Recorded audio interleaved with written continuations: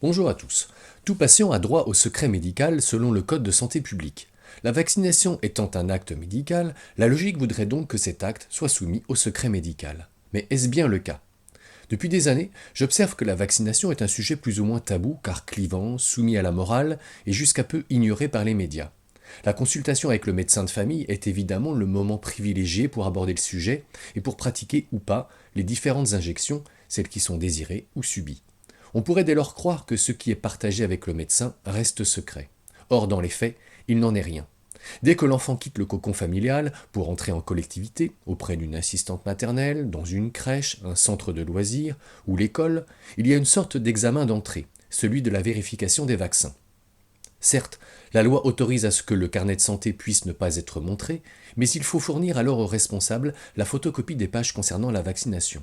Parfois, les structures d'accueil donnent chaque année aux familles des formulaires à remplir, sans aucune confidentialité. Ainsi, le responsable joue le rôle du contrôleur, ce qui est tout à fait discutable. Avec le Covid et son cortège de vaccins à ARN messager, la parole autour de la vaccination s'est en quelque sorte libérée. C'est devenu le sujet de prédilection des médias et des politiques. L'effet ne s'est pas fait attendre sur les citoyens. On se dit à peine bonjour, mais on se demande si on s'est fait vacciner.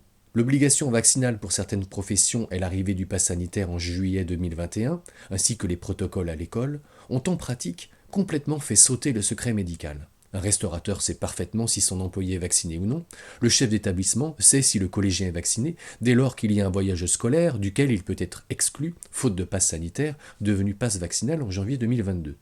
Le ministre de la Santé Olivier Véran, médecin neurologue de formation, a fait la démonstration de la fin du secret médical alors qu'il était invité une nouvelle fois au grand entretien de France Inter le 9 juillet 2021. Léa Salamé étant en vacances, c'est Amélie Perrier qui va en faire les frais. Est-ce qu'on peut partir en vacances cet été à Barcelone ou au Portugal?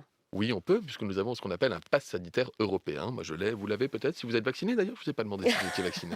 Il me manque une dose, Il mais vous c'est manque une bientôt. dose, mais alors vous l'aurez. Absolument. Très important la deuxième dose, hein. Une seule dose ne confère pas un niveau de protection suffisant, hein, On peut vraiment. partir au Portugal ou Eh à bien, Barcelone, quand mais vous aurez hier, fait votre rappel de vaccination, 3 votre semaines à 8 collègue, semaines après, je vais vous embêter, mais vous pourrez disposer d'un. Olivier Véran aurait-il demandé à la journaliste le résultat de sa dernière mammographie? Non, parce que la journaliste interrogée rappellerait que cela relève du domaine de l'intime, défini par la relation patient-médecin. Mais ici, plutôt que de remettre à sa place le ministre, la journaliste se sent piégée et contrainte de rompre le secret médical devant près de 2 millions d'auditeurs, sous le doigt accusateur du ministre qui l'a pris en défaut. Alors, faut-il se résoudre à afficher son statut vaccinal à tout va en montrant son QR code, ou bien résister en étant attaché au secret médical? À vous de choisir.